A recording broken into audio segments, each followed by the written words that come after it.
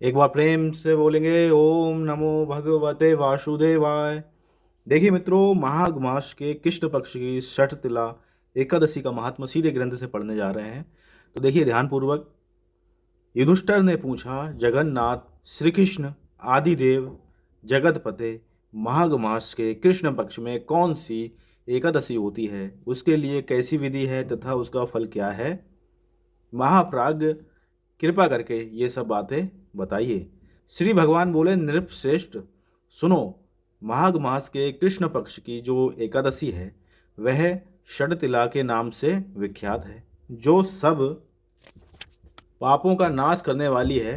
अब तुम षडतिला की पाप हारिणी कथा सुनो, जिसे मुनि श्रेष्ठ पुलत्स ने दालभ्य से कहा था।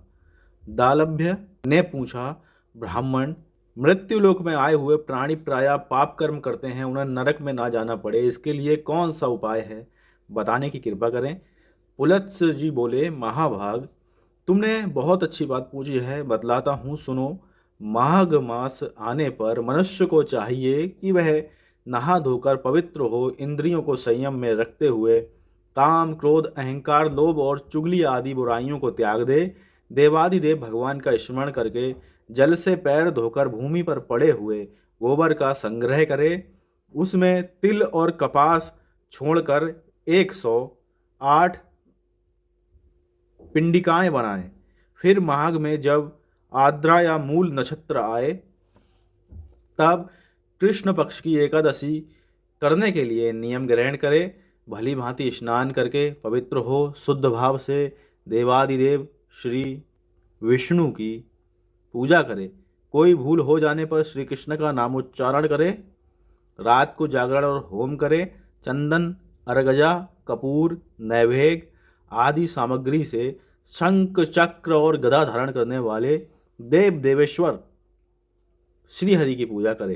तत्पश्चात भगवान का स्मरण करके बारंबार श्री कृष्ण नाम का उच्चारण करते हुए कुंभेड़े, नारियल अथवा बिजौरे के फल से भगवान को विधि पूर्वक पूजकर अर्घ्य दे। अन्य सब सामग्रियों के अभाव में 100 सुपारियों के द्वारा भी पूजन और अर्घ्यदान किए जा सकते हैं। अर्घ्य का मंत्र इस प्रकार है, कृष्ण कृष्ण कृपालुश्च तोमा गति नः गति भर्व संसाराणव्य मग्नानः प्रसीद पुरुषोत्तम।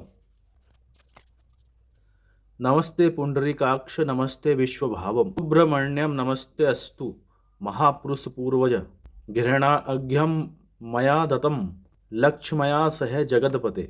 सचिदानंद स्वरूप श्री कृष्ण, आप बड़े दयालु हैं, हम आश्रयहीन जीवों के आप आश्रयदाता होइए। पुरुषोत्तम, हम संसार समुद्र में डूब रहे हैं, आप हम पर प्रसन्न होइए।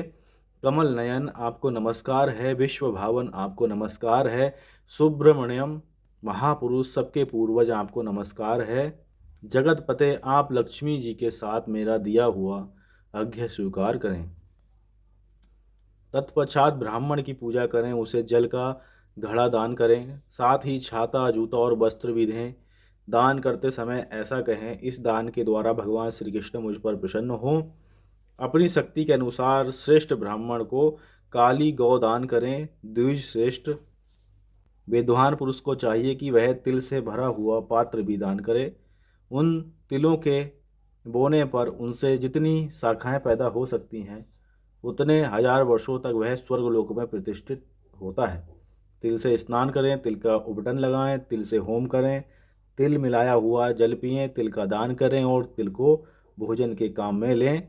इस प्रकार 6 कामों में तिल का उपयोग करने से ये एकादशी षटतिला एकादशी कहलाती है, जो सब पापों का नाश करती है। तो मित्रों देखिए, सीधे ग्रंथ के माध्यम से हमने माघ मास कृष्ण पक्ष की षटतिला एकादशी का महात्मा जाना। एक बार प्रेम से बोलेंगे ओम नमो भगवते वासुदेवाय।